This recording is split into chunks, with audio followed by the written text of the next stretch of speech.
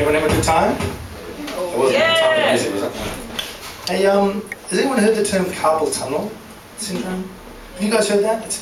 It's where your hand actually goes totally numb. I found out today I've got it. I went to a doctor and he said, you've got carpal tunnel syndrome, and that's it. You've got no feeling in your hand. There's an operation he offered to do for me. I said, I don't really need it. Because I actually quite like it.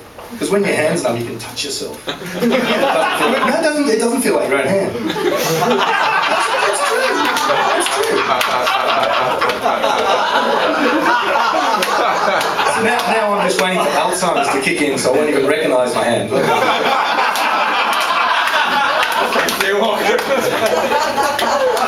No, it's been a big year, hasn't it? It's 4 weeks to Christmas, guys. Everyone's doing their Christmas shopping, trying to find something unique. A mate of mine said to me, I want to do something really, really... I surprised my girlfriend. I said, what are you going to do? He said, I'm going to do a porn movie for her. I said, mate, you thought this through? He said, yeah. He said, it's going to surprise her, particularly if she's not in it. He said, no. He said, I want to do it. He said, well, you guys know this, right? The camera adds 10 pounds. It does. And he says, I've seen lots of porn movies, so I just know exactly where that 10 pounds is going to go. That'll surprise her. Hey, what about a big year for the election? Obama in the election? Fantastic, isn't it? Isn't technology wonderful? Did you guys get spammed with an SMS on the day of the election? I got it 3 times. It was calling for all the women to support Obama. It said, show your support for Obama, go and have a Brazilian. The message is, girls, read our lips, no more Bush. That's it, I got it 3 times. Obviously there's no gender-specific SMS. You know, I really don't know what it is with Brazilians, right? We're really, this has been the year of Brazilian. And in fact, even in New York now, there's actually a little Brazil. Anyone here from New York? Someone said they were from New York earlier on? Yeah, there is. There's West 46th Street. It's called Little Brazil. And to make it authentic, what they've done is they've ripped every tree out. Both sides of the pavement. That's it. The pavement's just bare naked concrete. It's true. The really weird thing about Brazilian is it took me ages to work out why they call it a Brazilian. Right? And guys, they do it for us. Seriously, so we won't get jealous. That's true, right? You're at home, you're making dinner, your wife comes home after a hard day at work, and she says, honey, I hope you don't mind, today I was feeling a little bit turned on. I had a Brazilian at lunchtime. We go, that's fantastic. Do we get jealous? No, we don't, right? Now, could you imagine if she walked in and said, look, honey, I hope you don't mind, today I was feeling a little bit turned on. I had an Australian. Would we go, that's fantastic? No, we might not get, you certainly wouldn't say, can I have a look? Right? No, that's true. We worry about Skippy.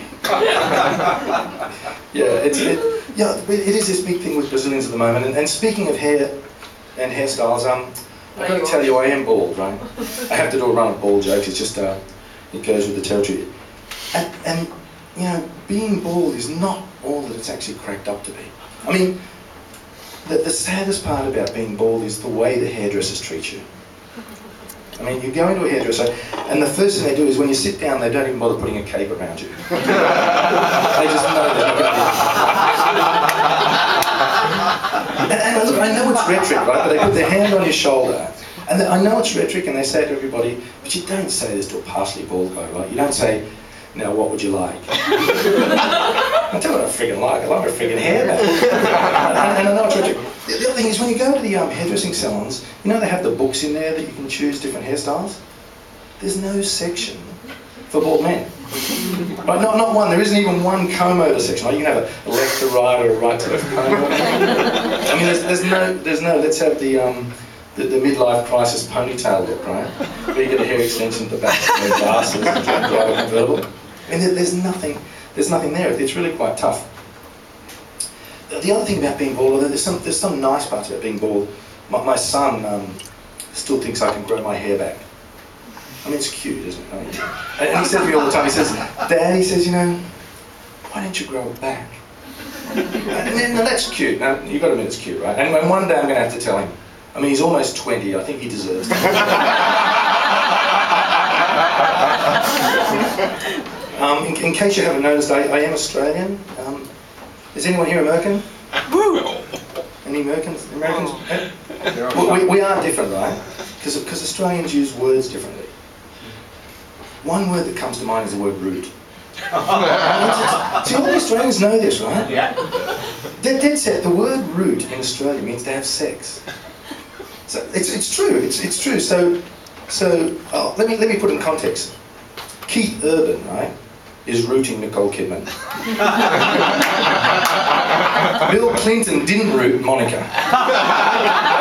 So you get it. And seriously, I was at the football with some mates, and one of them brought an American friend along, and the game was pretty much even at half time, and she said, you know, I just don't know who to root for. There clearly is a cultural divide between Americans and Australians. The other thing about Australians, and I don't think we realise this, is that quite often our surname relates to what our ancestors did. I mean, the surname Fletcher, right? They were people who made arrows. Millers, people who milled flour or milled rice. Fishers were people who fished, right? Lockhart's a really interesting one. Lockhart was the person who held the key to the chastity belt of the Crusaders. They were the Lockharts. It's fantastic. There's a whole bunch of names though that I still haven't worked out, right? Hancock.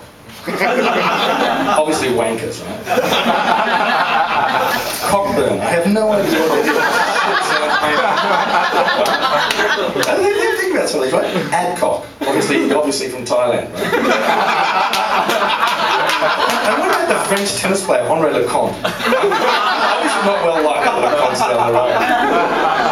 No, look, we shouldn't tease people because of the names. And we shouldn't tease the Americans, right, because we're different from Australians. America gave us the Barbie doll, which is fantastic. And there's a new range of Barbie out this Christmas. Have you heard about this? There's the Malibu Barbie. There's the Sunset Barbie. There's the Aussie Barbie, for you Aussie guys out there. Comes with 6 burners and a rotisserie. Just a little Aussie joke thrown in there. There's also now a new Barbie called the Divorce Barbie. That's it. All the other Barbies are $29.99, right? The Divorce Barbie is $400. Dead set, but she comes with Ken's car, Ken's house.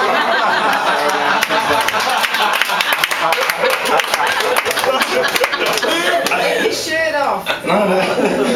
No, the other thing that Americans are really obsessed with is blonde women, right? There's this big obsession with blonde women. I don't know what it is. I just can't relate to it. I was in a bar in Sydney once, and the girl behind the bar was an American with blonde hair, and I said, you've got pretty broad mind. Can I tell you a blonde joke? And she said, well, before you do, look at the 2 girls at the bar. They're really at the door. They're really tough. I looked and they were tough, and they were blonde. And she said, look at the girl on the other end of the bar. She's a martial arts expert. She's also blonde. He said, do you still want to tell your joke? There's 4 of us. I said, well, no way. Not if I could explain it 4 times.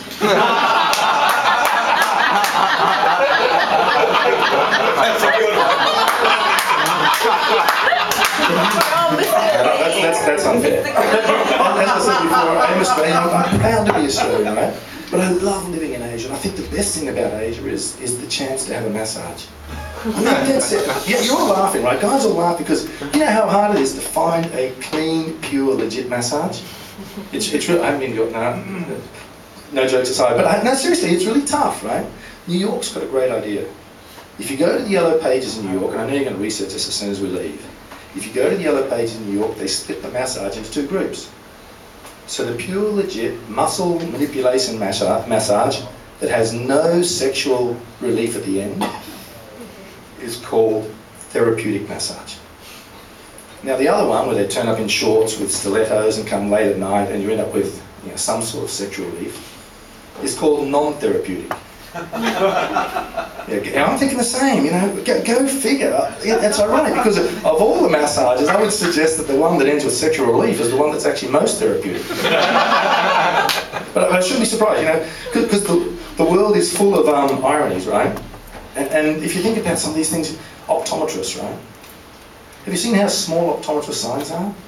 I mean, the target audience are people that can't see. So you've got to have something that's 10 foot long by 2 foot wide. I mean, let's be realistic. The word phonetic, right? The one chance we had to spell a word phonetically, and how do we spell it? With a PH. I mean psychics, right? Psychics. Why do psychics have to advertise? I mean, if you really are a psychic, wouldn't you be knocking on the door and saying, look, I'm a psychic, I know you need me? I mean, you know, it's really weird, right? So, actually, I think I'm a bit of a psychic. Anyone else here? No one ever puts their hand up when I say this. Anyone else think they're a psychic? No. But, okay, I know you're out there. Here's a joke for you. Did you get it? way too quiet. One of the other ironies is Bill Gates, right?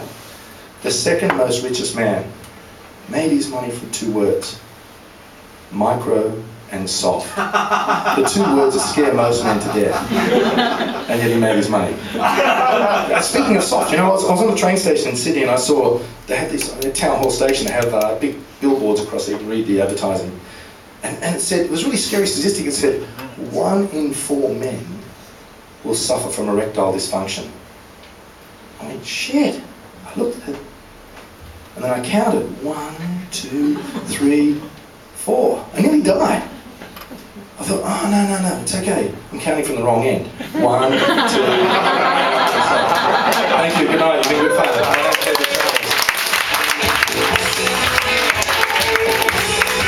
Again, David Chalmers. David Chalmers, his fan club.